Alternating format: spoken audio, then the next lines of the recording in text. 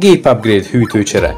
De nem ebbe. Kerül még bele új RAM és új processzor, ami már benne van. A processzor egy i7 4790K volt, 22 000 forintért. Ez a RAM, ez 16 GB DDR3-as, no name 6000 forintért, és a hűtő szintén 6000 forintos. Akkor mehet ki a régi RAM, amit átrakunk máshova, hogy a Dual Channel-t kihasználni tudónak normális helye legyen.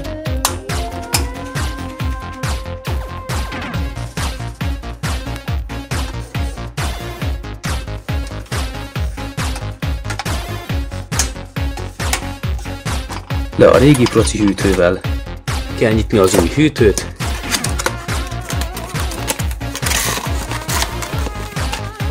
Papírok az nem érdekes.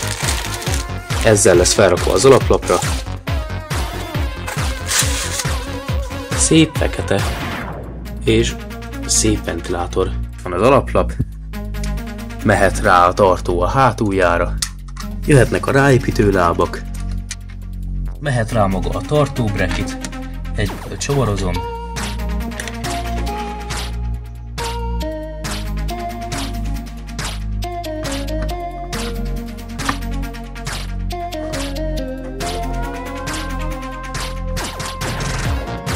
Bent van az alaplap, és most ezt is le lehet szedni.